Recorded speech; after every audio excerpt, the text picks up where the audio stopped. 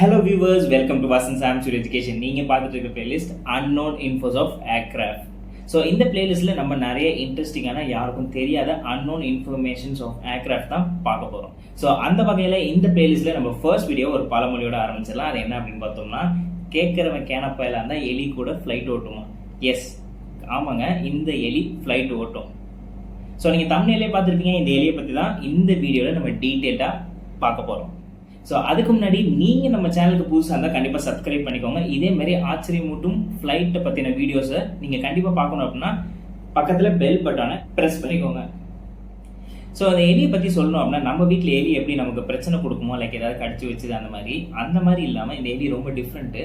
நம்ம உயிரை காப்பாற்றக்கூடிய வேலை பண்ணுறது தான் இந்த எலி. அண்ட் ஒன் மோர் திங் என்ன அப்படின்னு பார்த்தீங்கன்னா, இந்த உலகத்தில் மேனுஃபேக்சர் பண்ணுற எந்த ஒரு ஏரோப்ளேனாக இருந்தாலும் அதில் இந்த எலியை வச்சு தான் அவங்களோட கஸ்டமர்ஸான ஏர்லைன்ஸ் கிட்ட ப்ரொடியூஸ் பண்ணுவாங்க. கேட்கவே ரொம்ப இன்ட்ரெஸ்டிங்காக இருக்குல்ல? ஸோ வாங்க, இந்த எலி ஃப்ளைட்லேருந்து எப்போ வெளியே வரும், ஃப்ளைட்டில் இந்த எலிக்கு என்ன வேலை, அண்ட் இந்த எலி எவ்வளோ பெருசு இருக்கும் அப்படிங்கிறத வித்தவுட் எனி டிலே நம்ம கண்டென்ட்குள்ளே போய் பார்க்கலாம்.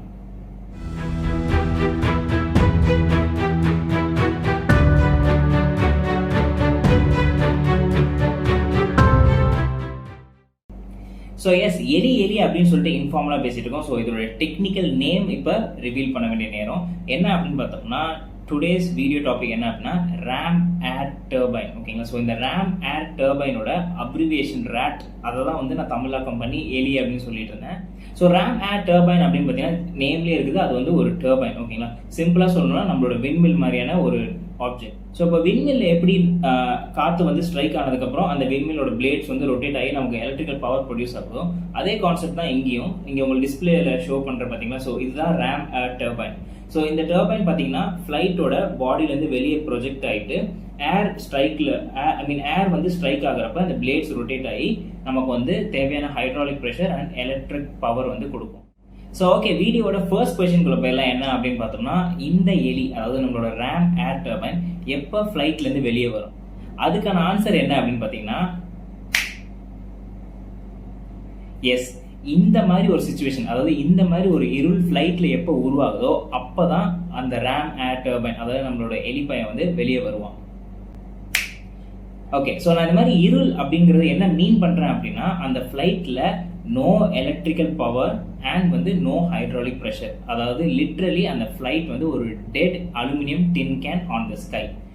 ஸோ இன்னும் தெளிவாக எக்ஸ்பிளைன் பண்ணுறதுக்கு நான் அந்த ஃப்ளைட் எடுத்துக்கிறேன். ஓகேங்களா? ஸோ ஒரு ஃப்ளைட் பறக்கணும் அப்படின்னா ரெண்டு விஷயம் ரொம்ப முக்கியம். ஒன்று ஹைட்ராலிக் ப்ரெஷர், ஒன்று வந்து electric power. So hydraulic pressure எதுக்காக அப்படின்னு பார்த்தோம்னா, ஃப்ளைட் கண்ட்ரோல்ஸ் அப்படின்னு சொல்லுவாங்க. ஸோ அதாவது இந்த எய்லரான்ஸ், ஃப்ளாப்ஸ், ஸ்லாட்ஸ், ரடர், ஹரிசாண்டல் ஸ்டெபிளைசர், இது எல்லாமே இயக்குறது வந்து பார்த்தீங்கன்னா ஹைட்ராலிக் ப்ரெஷர். அண்ட் செகண்ட் வந்து பார்த்தீங்கன்னா electrical power. So electrical power இருந்தால் தான் அந்த காக்பிட்டில் உள்ள எல்லா எலக்ட்ரிக்கல் இன்ஸ்ட்ருமெண்ட்ஸ் எல்லாமே பவர் பண்ண முடியும். ஓகேங்களா? ஸோ நான் பிட்ச் பிளாக் சிச்சுவேஷன் என்ன மீன் பண்ணேன் அப்படின்னா, அந்த ஃப்ளைட்டில் நோ எலக்ட்ரிக்கல் பவர் அப்படின்ற மாதிரி சொல்லியிருந்தேன். ஓகேங்களா? ஸோ எப்போ எலக்ட்ரிக்கல் பவர் இல்லாமல் போகும் அப்படின்னு பார்த்தோம்னா, ஃபார் எக்ஸாம்பிள் இமேஜின் பண்ணிக்கோங்க, இந்த ஃப்ளைட்டில் ஏதோ ஒரு ரீசன்னால either mechanical failure or pilot error, இது மூலயமா இந்த ஃப்ளைட்டில் உள்ள ஃபியூவல் 0% ஆயிடுச்சு. ஓகேங்களா? ஸோ அப்போ ஆட்டோமேட்டிக்காக என்ன ஆகும், 4 இன்ஜின்ஸும் ஷட் டவுன் ஆயிடும். உங்களுக்கு தெரியும், ஃப்ளைட்டில் hydraulic pressure and electrical supply, இது ரெண்டுமே தரதுக்கான மெயின் சோர்ஸ் வந்து பார்த்தீங்கன்னா இன்ஜின்ஸ் தான். இன்ஜின் இல்லைன்னா இந்த ஃப்ளைட் கிட்டத்தட்ட வந்து ஒரு டெட் ஃப்ளைட். ஸோ அந்த வகையில் இப்போ என்ஜின்ஸ் 4மே ஷட் டவுன் ஆயிடுச்சு. ஓகேங்களா? நீங்கள் கேட்கலாம், ஏன்னா அவ்வளோ காசு போட்டு வாங்குற ஃப்ளைட்டில் ஒரு பேக்கப் பிளான் கூட வச்சிருக்க மாட்டாங்க. இருக்குது. என்ன அப்படின்னு பார்த்தோம்னா, APU அப்படின்னு சொல்லுவாங்க, ஆக்சிலரி பவர் யூனிட். இதை பற்றி நான் அடுத்த வீடியோவில் பேசுகிறேன். ஸோ APUவோட ஒரே ஒரு பெரிய மெயின் ட்ராபேக் என்ன அப்படின்னு பார்த்தோம்னா, அதுவுமே ஃப்ளைட்டோட ஃபியூவல், அதாவது அந்த ஒயிட் பெட்ரோல், அந்த ஃபியூவலில் தான் வந்து ரன் ஆகும். ஸோ APUவும் நாக்ட் அவுட். ஓகே, இதை தவிர்த்து வேற ஆப்ஷன்ஸே இல்லையா அப்படின்னு பார்த்தோம்னா, எஸ் இருக்கு. அது என்ன அப்படின்னு பார்த்தோம்னா, பேட்டரிஸ். ஓகேங்களா? ஸோ எல்லா ஃப்ளைட்லையுமே வந்து ஒரு ஸ்மால் அமௌண்ட் ஆஃப் பேட்டரிஸ் வச்சிருப்பாங்க. ஆனால் அதோட மெயின் ட்ராபேக் என்ன அப்படின்னு பார்த்தோம்னா, அந்த பேட்டரிஸ் மேக்ஸிமம் 20 மினிட்ஸ் தான் லாஸ்ட் ஆகும். ஓகேங்களா? ஸோ இந்த ஃப்ளைட்டில் உள்ள எல்லா ஆப்ஷன்ஸுமே முடியறதுக்கு மேக்ஸிமம் போனால் ஒரு 30 மினிட்ஸ் இருக்குது. ஓகேங்களா? ஸோ 30 மினிட்ஸில் நம்ம ஒரு ஃப்ளைட்டை கீழே இறக்குறது அப்படின்றது மோஸ்ட்லி நாட் பாசிபிள். ஓகேங்களா? இப்போ ஃபார் எக்ஸாம்பிள் இந்த ஃப்ளைட் வந்து நடுக்கடலில் பறந்துட்டு இருக்கு அப்படின்னா கண்டிப்பாக 30 மினிட்ஸில் இறக்க வாய்ப்பே இல்லை. ஸோ அந்த மாதிரியான சிச்சுவேஷனில் ஹெல்ப் பண்ண வர்றது தான் நம்மளோட எலியோட வேலை, அதாவது RAM Air Turbine. ஸோ இப்போ இந்த ஃப்ளைட்டில் எந்த விதமான சோர்ஸுமே இல்லை. அப்போ என்ன ஆகும் அப்படின்னா இந்த ரேம் ஏர் டர்பைன் இருக்குல்ல, ஸோ அதாவது இது வந்து ஃபியூஸ்லாஜ்னு சொல்லுவாங்க, ஏர்கிராஃப்டோட பாடி வந்து ஃபியூஸ்லாஜ் அப்படின்னு சொல்லுவாங்க. இங்கே அடியிலிருந்து த்ரூ கிராவிடேஷனல் புல் மூலிமா அந்த ரேம் ஏர் டர்பைன் வந்து டிப்ளாய் ஆகும். ஓகேங்களா? ஸோ நான் உங்களுக்கு வீடியோவில் இங்கே ஷோ பண்ணுற ஸ்க்ரீனில். ஓகேங்களா? ஸோ இது டிப்ளாய் ஆனதுக்கப்புறம் என்ன ஆகும் அப்படின்னா ஏர் வந்து ஸ்ட்ரைக் ஆகுறதுனால அந்த பிளேட்ஸ் ரொட்டேட் ஆகும். அண்ட் அந்த பிளேட்ஸ் ரொட்டேட் ஆகுறதுனால கியர்ஸ் மூலிமா என்ன பண்ணுவாங்க அப்படின்னா ஒரு ஹைட்ராலிக் பம்ப் வந்து கனெக்ட் பண்ணியிருப்பாங்க.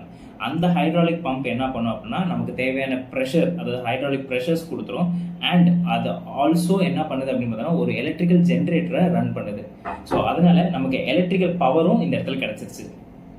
ஸோ இந்த பவர் அண்ட் இந்த ஹைட்ராலிக் ப்ரெஷர் எல்லாமே நமக்கு ஒரு ஃப்ளைட்டை வந்து ஃபுல் 100% பறக்க இயக்க வைக்கிறதுக்கு தகுதியானதா அப்படின்னா இல்லை.